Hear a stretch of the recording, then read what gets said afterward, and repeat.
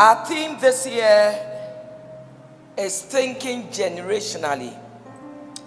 And if you want to think generationally, then it means that you must think about your mental health. For those of you who have been watching me every Wednesday on Family Life with Mama Rita, you see that in the past month or past 6 weeks, we've been talking about mental health. And today I'll be bringing a close to the topic of mental health since the month of maybe July. I'll bring a close to it. And I want to start with this scripture. 1 Samuel chapter 16 verse 14. 1 Samuel chapter 16 verse 14. But the Spirit of the Lord departed from Saul, and a distressing spirit from the Lord troubled him.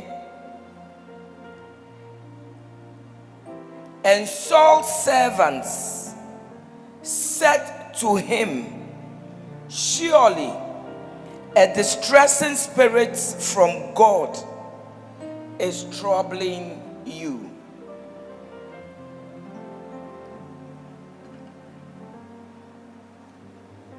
A distressing spirit is troubling you.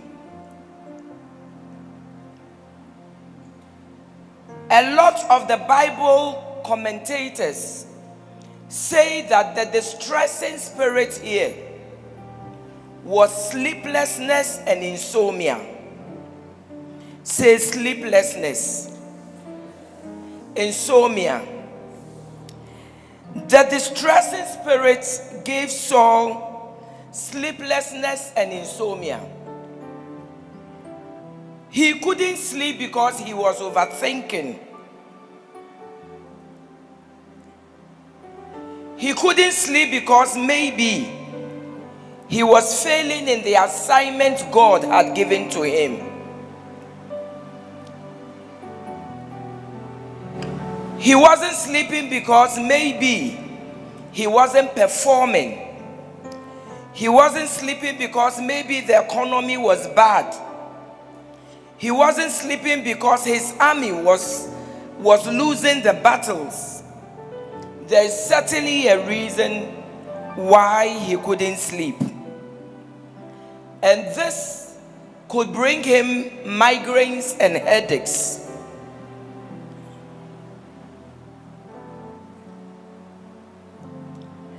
The mental distress subjected Saul to extreme mood swings. If you read the Bible well, you will know that Saul went through a lot of mood swings. That is mental health or mental sickness. And this sometimes went out of control. The mood swings made him extremely suspicious. Even when it didn't happen, he thought it was happening. He felt David was taking his throne away from him, which was actually not the case. He had a lot of fear issues. He was very jealous. He was very envious. He had rage and attempted murder. And all these things is a sign of mental sickness. To be able to calm down, David was always invited to play the flute or to lead worship for him to calm down and be able to sleep. This tells you that our worship, anytime we come to church, our worship gives us a calming relief. It doesn't matter what you are going through. It doesn't matter your mental status. It doesn't matter your mental health. It doesn't matter the stress. It doesn't matter the depression. When you come to church, our worship, our praise, our prayer, the word, Apostle General says, greet somebody and say this. This is all a way of distressing you and bringing sanity to your mental health. And the Bible says,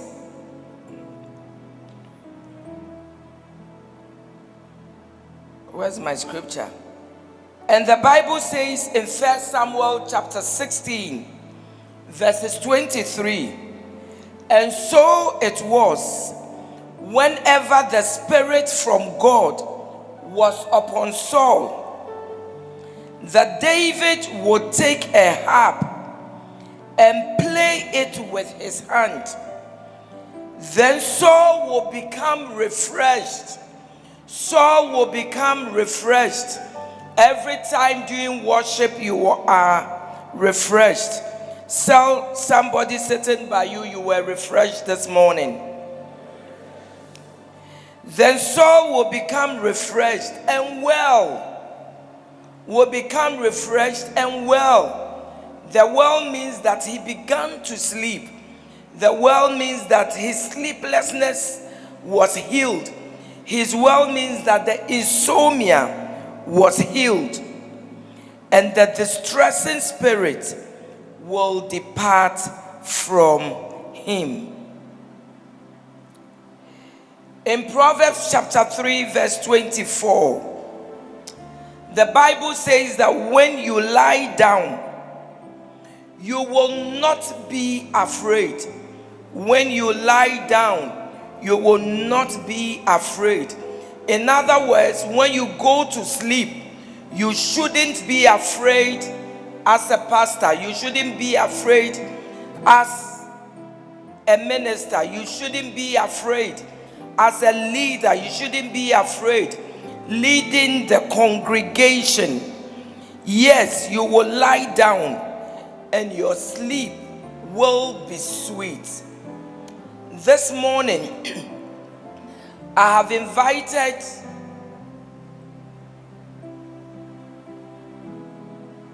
a consultant, a guru, somebody who is well vexed, a professional, to come and talk to us about sleep disorders.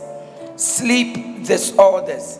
For those of you who listen to Family Life every Wednesday, the name Dr. Asafo is not news to you, is not a stranger to you. His experience with clinical psychologists, with University of Ghana Medical School and other private organizations. His area of specialization is mental health in children, mental health in adolescents, and mental health in adults. He handles anxiety issues, depression issues, and stress issues. He also handles issues with addiction, self-esteem, productivity, relationship therapy, and developmental disorders, emotional intelligence, amongst others. Pleasure is mine, General Assembly 2023, to invite to join me Dr. Seth Asafo. When he's done, if there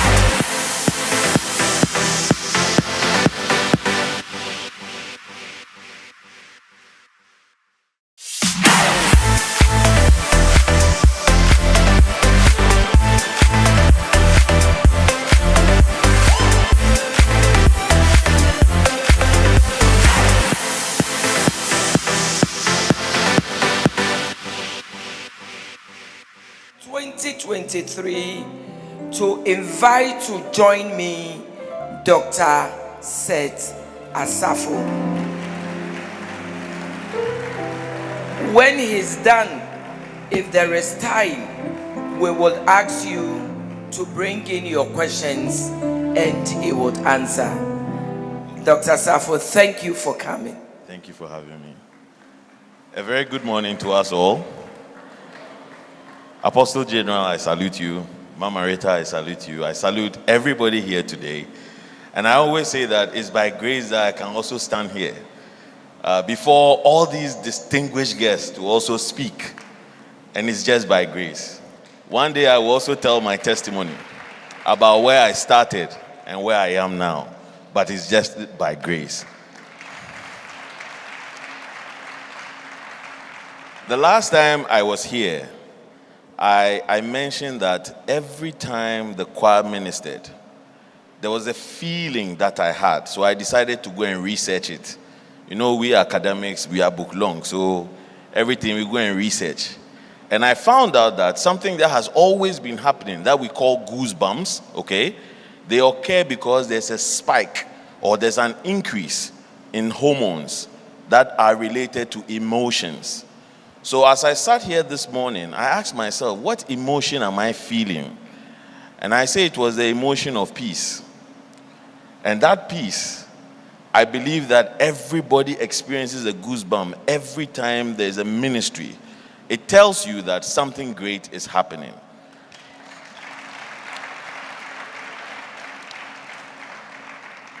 Today, I want to talk about sleep. But before I do that, please let me borrow the platform to be a minister also. And say that even the Father, he rested. He didn't sleep, but he rested. He created the world, and every day after the day, he would rest for the next day. And after he had created all, he still rested on a special day. And it tells us the importance of rest. In this instance, sleep in our lives as Christians and as people who want to impact our society. So the title of my talk today is Sleep and Non-Negotiable Life Process. Before we start, I came across an interesting quote where somebody said, "My bed is a magical place where I suddenly remember everything I was supposed to do." My bed is a magical place where I suddenly remember everything I was supposed to do. The day has ended, but the mind keeps replaying things that we should have done. And that's by far one of the reasons why sleep is deteriorating among all of us. I'm sure by the time we're done, we'll come to understand the effect or the impact of sleep and what we can do to sleep a little better. So let me talk about some statistics so that you see how important sleep is. And I'll tell you some interesting phenomenon that occurred. So for those of us that know about the Guinness records, you know, they're always breaking records. Somebody will not eat for 12 days, they register it as a record. Somebody will jump a certain degree, they say it's a record. Now, Guinness, because of how important sleep is, they do not take records about sleep deprivation. In fact, to put it in context, there was a man about a few years ago who did something phenomenal. He went into a space shuttle, went almost towards the end of our atmosphere, and jumped down in a space chute, okay? He jumped from that place and he broke what we call the sound barrier, which is the speed at which he came down. Now, regardless of how dangerous that was, Guinness said, "Oh, as for that record, it is fine. But if you try and deprive yourself of sleep, we will not record it because it is dangerous." I hope we get the context of the importance of sleep. Excellent. We all spend about 1/3 of our lives asleep, whether we like it or not. We spend about 1/3 of our lives asleep. The duration of sleep has been decreasing by and large as technology has increased and many things that stimulate our human minds have been developed. So naturally we aren't sleeping, and it's not our fault entirely because it seems to be the trend. Humans are the only mammals that can control sleep. For all other animals, when it's time to sleep, the body shuts down. In humans, we can actually say, no, I'll wait small. I will stop a little. And for some time, as I work with many corporates, an interesting phenomenon is how people wear it as a medal of honor and say things like, I haven't slept for, the whole year, I slept 3 hours, and you are happy. You are getting closer to your grave. Because the fact is real. The lesser you sleep, the more or the closer you are to dying. People who are sleep deprived, when they are driving, it's almost as if they are drunk on alcohol. So you might say, I don't drink alcohol. Well, but if you are not sleeping, you are just the same as somebody who is drunk and driving. If you deprive yourself of sleep, you will compensate for it somehow. And maybe we've all recognized this phenomenon where you say, oh, I want to put my head down for a few minutes. Thank you. Oh, good. We've all recognized this phenomenon where I just want to put my head down for a few minutes, and then you wake up after 1 month. So in high school, we always study late into the night. And I remember some of my friends who had said, oh, I want to sleep a little so I can write the exam. When they woke up, the results had been declared. So you will pay for it somehow. Some people actually get a lot of sleep, but once the sleep is fragmented, it's broken, which is that you are waking up several times before the morning, you do not get the restorative properties. In other words, you are getting sleep quantity, but not sleep quality. Sleep is a process and a moment during which the body restores almost all of the deficits that it makes during every day. Now, neuroscientists say that when you are awake, it is low-level brain damage when you are awake. So when you sleep, then you start to fix all the broken doors and windows in your sleep architecture. Sleeping less lowers your lifespan. These are just a few facts to situate sleep as something that is important for us to notice. Do we know that exercising regularly makes it easier to fall asleep, and it contributes to also sound sleep? So, Rita, thank you so much. I have just learned a lot about sleep from the Bible. In fact, the Bible is the biggest logi book. Everything is in biology, psychology, and Rita has just opened sleep logi for me. I will use it wherever I go when I talk about sleep. There's a prescription that we should sleep at least 7 to 9 hours. And by the time we're done, I will explain why that is so. It is not an ad hoc determination of a figure. No, it's not. We naturally feel sleepy at 2 times during the day. Around 2 a.m. in the night, and that's where thieves operate.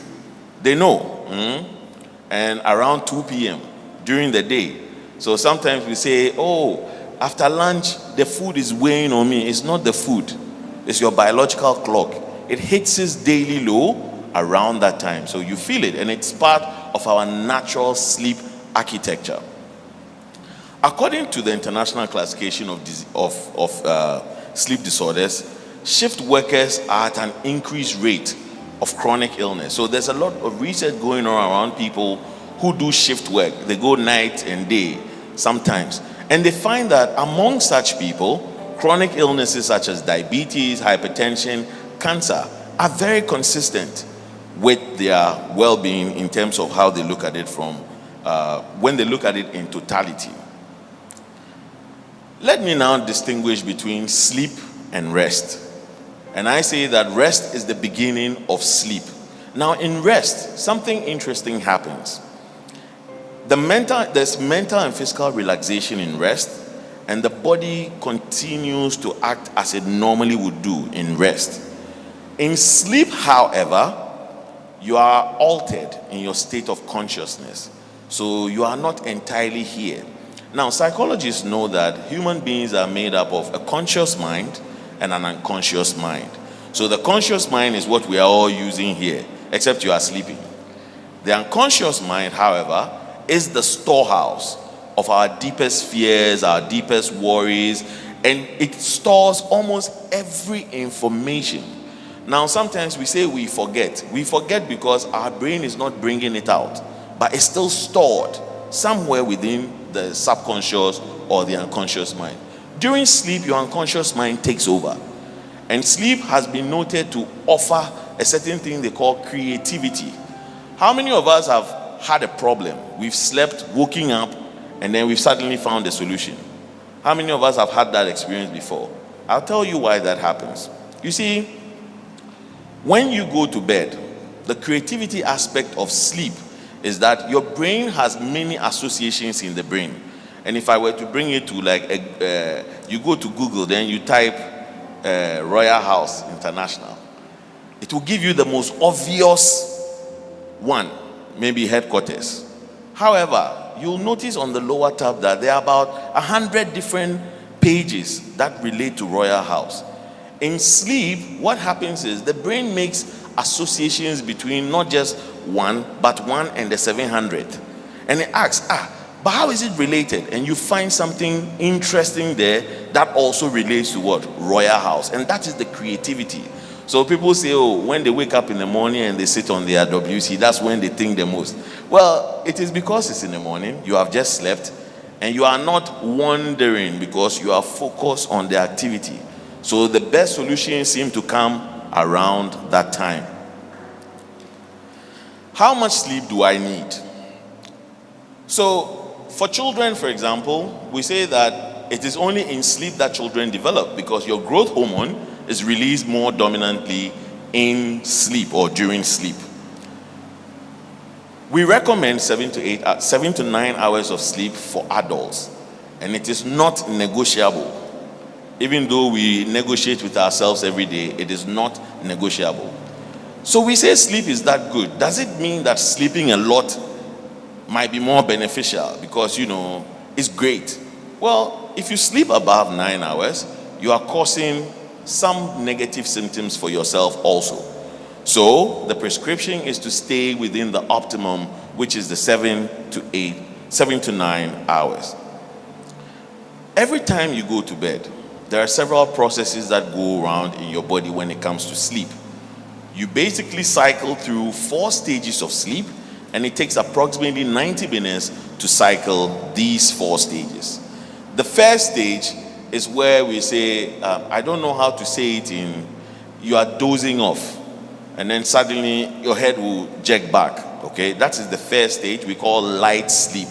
And during light sleep, your mind is still active, it's with us. So the least thing can do what? Bring the person back. So every time you see somebody dozing and it's like they are falling, they are in light sleep, they are in stage 1.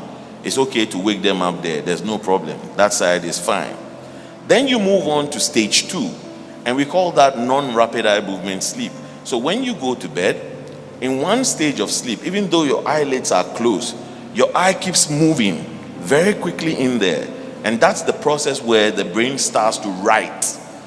The brain starts to consolidate all the things that you have studied, you have learned. So if you want to remember, what you do is you study, you sleep, and then you wake up. That is the sequence. The third stage of sleep, so most of the time we spend a lot of the 90 minutes within the second stage of sleep. The third stage of sleep is what we call deep sleep. And that's where all the restorative properties, that's where they start from. So when the body is restoring itself, for example, when you sleep in darkness, it restores your skin because the ultraviolet rays that are hitting us now are causing little damages that we cannot see with the naked eye. But in darkness, the restorative property starts. What about the brain? During the stage of sleep, when you go to bed, the brain starts to wash the toxins or the debris of the day from the brain. Every place there's fuel, there's byproduct. So when we eat, there are byproducts and we excrete them. But within the organs of the body, there are specific systems that go around and clean it.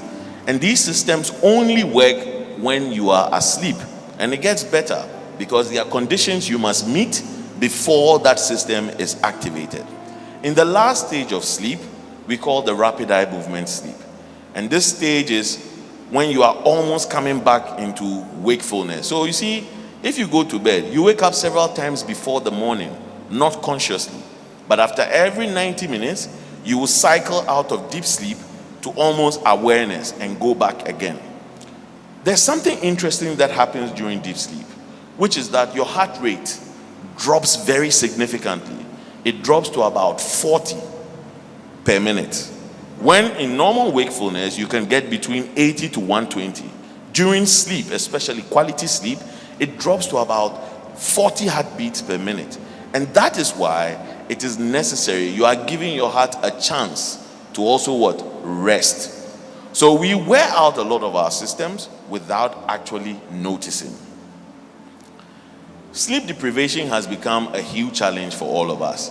And I'm going to ask, how many of us have been able to get at least in the past 1 month 7 to 9 hours of sleep every day? How many of us? Aha, very good. Well done, my brother. But sleep deprivation has become a very normal thing for us. Now, there are people who have deprived themselves of sleep for just 48 hours, which is 2 days. And guess what happened? They started to hallucinate. They started to see things that weren't there, smell things that weren't there, hear things that weren't there. And the reason this happens is our brains crave. Everybody dreams. You just don't remember it. Everybody dreams. You just won't remember it. Many people won't remember at least 75% of their dreams. Now, the human brain craves dreaming. It craves dream, which it occurs in the REM sleep, or what we call the rapid eye movement sleep. So when you are sleep deprived, the brain says, I will dream regardless. So you are awake and now hallucinate. That is a dream state. You see how interesting it is? So you need the sleep, and you need to be able to cycle through the stages to give the brain and the body what it requires when it comes to how God made us in terms of sleep. Sleep deprivation is becoming a big deal for lots of people. And we've noticed that among people who don't get a lot of sleep, they tend to have a lot of what we call inflammatory disorders. Now, you'll be surprised to know diabetes is an inflammatory disorder. Many cardiovascular diseases are inflammatory disorders. Cancers, inflammatory disorders. Depression, inflammatory disorder. During sleep, all these inflammations that are usually as a result of our body's soldiers, we call your immune system, okay? They are sort of taking back so that you feel easy.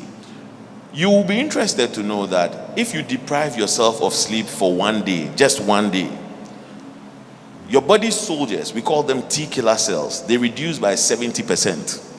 70%, just 1 day. And for men, if you get 3 hours of sleep every week for 4 days, your testosterone level is like somebody who is in their 90s.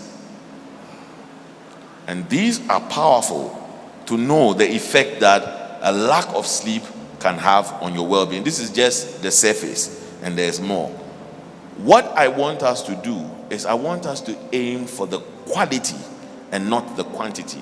Among many newborn parents, they may sleep more in terms of duration of sleep, but they wake up feeling more tired than they went to bed. Or they wake up with a headache. They wake up and it's difficult for them to do the work they do. Why? Because when they sleep, they are interrupted so many times by a crying baby. And it means that they will never get that complete cycle of sleep that is necessary. Many researchers have found an interesting association between a certain hormone in the body you call oxytocin, the happy hormone, the love hormone, the bonding hormone. And I always joke about is the reason when many people fall in love, they notice no flaws about their partners in the early stages. It's an excess of oxytocin. And then when it wears out, then you start to realize, hey, this is my partner. They are like this, they are like that. They went here, they went here. That's oxytocin. And there are many researchers that say that whenever you sleep, you have a replenishment of oxytocin. And I think our forefathers were onto something when they said, when you have a challenge with your partner, when is the best time to address it? At dawn. Plenty oxytocin. So things that would normally trigger blows, we smile over the whole energy. And these are important and things that you get just because you go to sleep. When you don't get enough sleep, as for the effects, there are many. I'll just outline a few. It affects your mood. So when you haven't slept very well, you might notice that you're on the edge. These things can make you very angry. So you might see someone just cross you in traffic, and if not by grace, sometimes you want to clear them off the road. And that could be just as a result of what? A deprivation. It makes it more challenging for you to what? To manage stress. Because what it is that you have a lot of the stress hormone going through your body. Now, for those of us who want to lose weight, the best time to lose weight is in the morning. Every morning, just as you wake up, there's an influx of what you call cortisol, which is your stress hormone. And the stress hormone helps with that burning that you need to reduce weight. So before you go to bed, you want your stress hormone to be reduced. But for many of us, it's before bed that our stress goes up. You start to remember all the things that you have to do, the problems you have. And of course, for us, people of men of God, you hear so many challenges of people, and it is real. We call it vicarious learning. So, as a psychologist, there are times where people come and tell me their stories. And then when I'm going home, I'm worried about it. I had a case of some people who went through an armed robbery. And for 2 weeks, I couldn't sleep well. Because all I kept thinking was, would they attack me too? So just by hearing somebody's story, that can trigger your what? Your stress response. When you don't sleep, it affects your ability to concentrate. It affects your ability to encode or to keep things in your head. So maybe if you say, I seem to be forgetting a lot, it's old age. Maybe it's not old age. Maybe it is you are not sleeping very well. It also increases our risk for accidents and injuries because our response time is reduced. Like I mentioned earlier, it's almost like you have drunk alcohol. And alcohol dulls your responses. And it also increases your tendency for many lifestyle disorders. In recent times, what seems to be causing a lot of sleep challenges? Let me start by the sleep environment. Mind you, there are people, even when there's a speaker, loud music, they will sleep. In fact, they will sleep and dream easily, okay? But the majority of people cannot sleep when there's a lot of noise. So we say that in order to sleep well, and that's why we are advocating that many of us should get earplugs to keep your sleep environment quiet. The same way we're also advising that people get what you call night shades to ensure that your eyes are focused on darkness. Now notice this phenomenon. Even when you close your eyes and the light comes on, you still feel it, don't you? And the moment you feel it, the body starts to react. Your biological clock responds to light. So if you're somebody who doesn't like light, unfortunately your biological clock is out of sync. So your sleep environment, we want to reduce noise. Temperature, the research tells us, temperature at 18 seems to be the best for going to bed. 18 degrees seems to be the best temperatures to go to bed. Now, to go to bed, your core temperature or your inner temperature must what? It must drop. It must reduce. And to stay asleep, it must even drop further. So you will notice that it's easier to fall asleep during cold than during heat. When it's raining, why do you think the sleep comes so quickly? It's not the rain, it's the temperature. At the same time, whenever you wake up in the morning, your body needs to warm up. So sometimes people say, oh, when I take my coffee within 5 minutes, I'm back. Well, coffee will take 15 minutes to act. So it is the heat of the coffee that's getting you back there. So anything that warms you up makes it difficult for you to do what? To fall asleep. So number one is we need to look at our sleep environment. Noise, temperature. and also clutter. When there are too many things around, it gives a feeling of claustrophobia, which seems like something might happen. And that makes it difficult for your mind to process and feel at ease to go to bed. Now, if you want to sleep well, you must also try and avoid napping. You must avoid napping more than 30 minutes in the afternoon. So every day you wake up, your body builds something we call sleep pressure. And the sleep pressure is built up by the release of a specific brain chemical we call adenosine. And it's the reason why you may fall asleep, but you wake up severally, because sleep pressure pushes you to go to bed. But once the sleep pressure goes out, then you wake up and you cannot sleep anymore. That's the role of adenosine. Adenosine also responds to the light. On a normal day like this, I think it's not too bright, but if it were very bright, the sun was out, if you go out, your body absorbs something we call lux, which is the unit of light, okay? It absorbs about 30,000 of them for a bright lit day. On a cloudy day, you probably get about 10,000 lux. Even when you are in a brightly lit room like this, you only get about 500 lux. So if you don't step out into the sun, you are also interfering with your ability to do what? To go to bed. So you want to expose yourself to the light. Now, whenever you nap during the day, it takes away the pressure that has been built. How many of us have been so hungry and then we drink water and suddenly the appetite is gone? Same thing happens with sleep also. That you feel it so much, then you say, well, let me top up small. You just top up and it's gone. So you must avoid napping more than 30 minutes during a day. On the contrary, napping lower than 30 minutes can be very good for your health. So in those days, they used to say siesta around 2. Well, those are power naps, and they seem to invigorate the system and increase the amount of alertness. So if you want to nap, it's a power nap you are taking, it shouldn't be more than 30 minutes.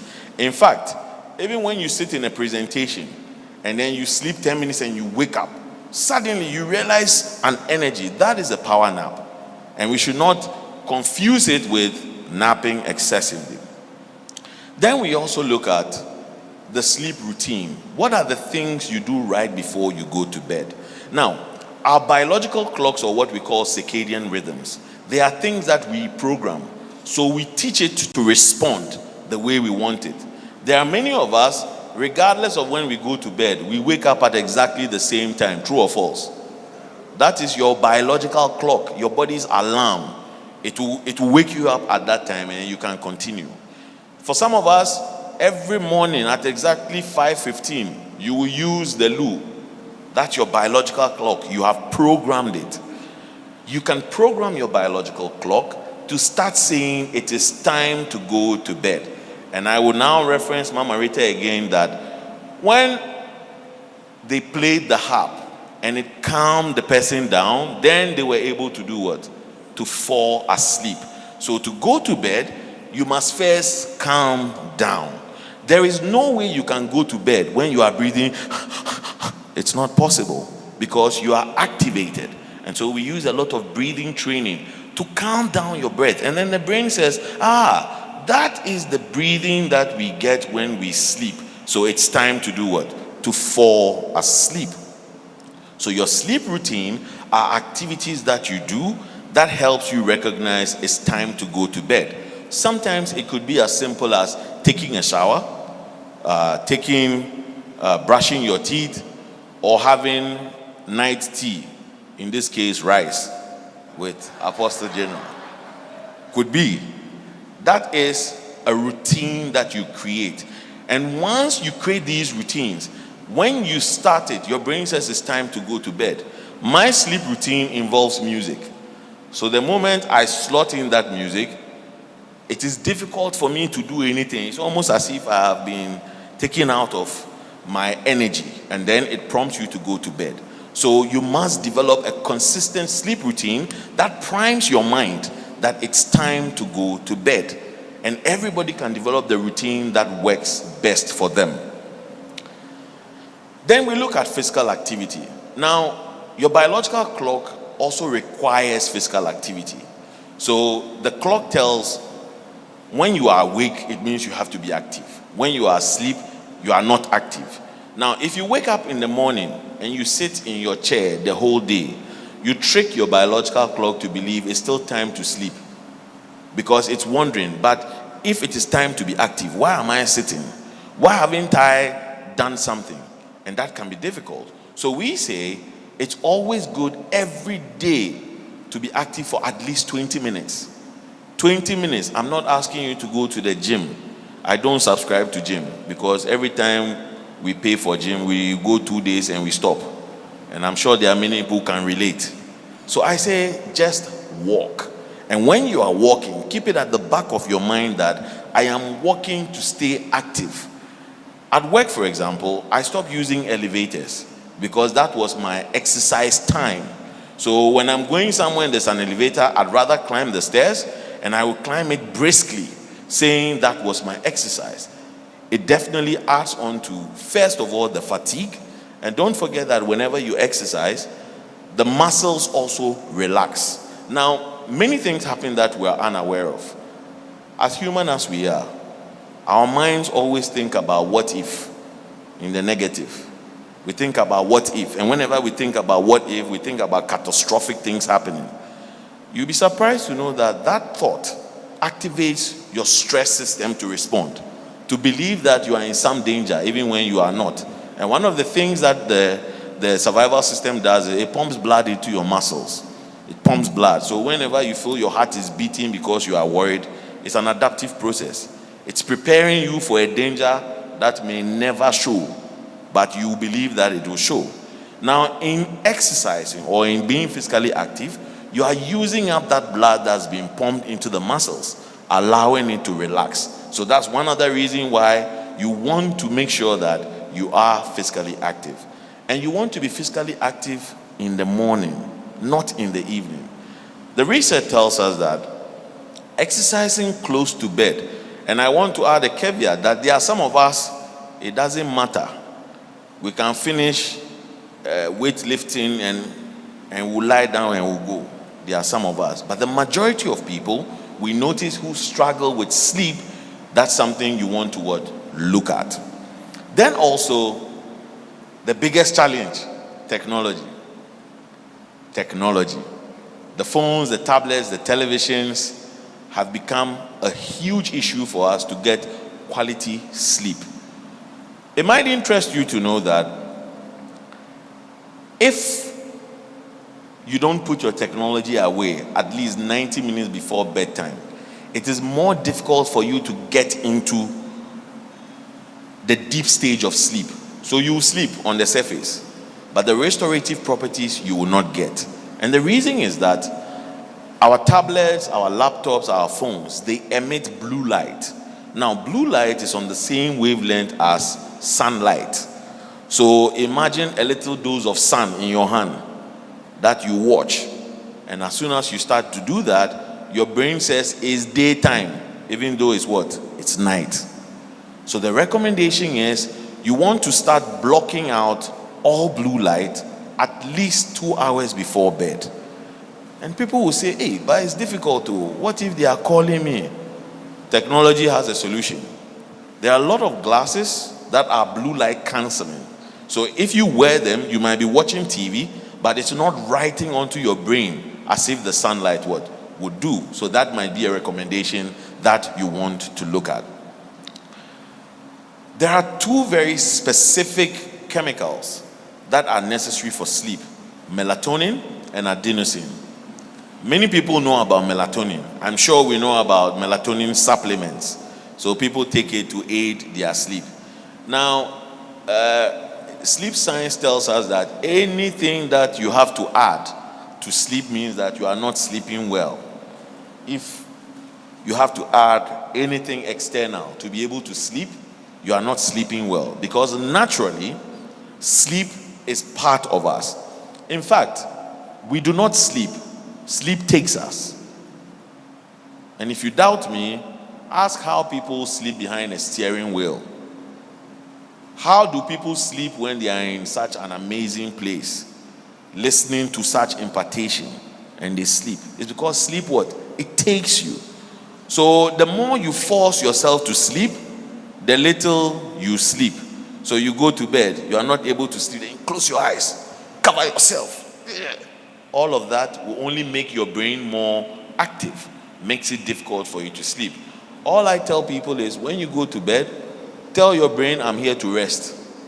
There are many of our clients who, every time darkness falls, they start to fear because they ask themselves, am I going to struggle again through sleep tonight? And that in itself activates the brain. But if you go to bed and say, I'm here to rest, nobody feels pressure to rest. I'm just sitting down. I'm just feeling how soft the sofa is. I'm just feeling how the temperature of the room is. I'm just feeling the sounds. Sleep will come and take you because you would have been in a calm state. Now, melatonin is also produced to light. So melatonin occurs in the body, adenosine occurs in the brain. Look at how important it is. Two very powerful things that aid sleep. One aids sleep pressure, the other aids sleepiness. So usually during the day when the light is out, your body builds melatonin.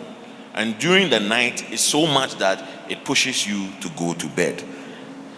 If, for example, you have all these in place, but you go to bed and you wake up severally before the morning, that would fall under the psychology of sleep. In the biology of sleep, you'll notice that things such as caffeinated drinks, coffee, may keep you more awake than you know.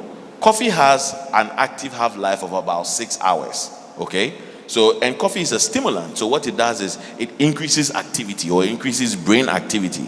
If you take coffee around 6 p.m., by the time the coffee is out of the body, it's 12 midnight. So the recommendation is don't have coffee after 3 p.m., especially if you want to sleep around 9. Same thing happens with people who take energy drinks. These energy drinks have caffeine, and all the caffeine does is to increase your stress hormone we call cortisol. Cortisol goes up, you feel alert. Being alert means that you cannot go to bed. Notice that when it comes to sleep, the things that allow you to sleep are a calm mind. However, in the context of anxiety, the things that keep us awake the most, fear. Fear of the unknown, fear of the future. Like I always say, everybody's challenge, everybody's worry is not in the present. It's in the next minute, the next hour, the next day. What if, can I, are the questions they answer. Anxiety, which is also a brother of fear, keeps us consistently worried. Now, we did a little experiment with some of our folks. What we did was, every time they were about to go to bed, they started to think about their worries. So we say, okay, let's do a simple deposit. Write it down. Write down your worries and then go to bed. You'll be surprised that 90% of them were sleeping well. And the analogy I create is, when you are carrying money, I don't know about you, but when I'm carrying money and I'm walking around, I'm always afraid that if somebody should slap me and collect it, there will be problem. The moment I walk into the bank and I deposit it, it's still my money, but it's deposited, so I don't have to think about it. Same thing happens with the things that bother us. So for Christians, the moment you deposit it with God, how do you feel? It's a good place to look at it.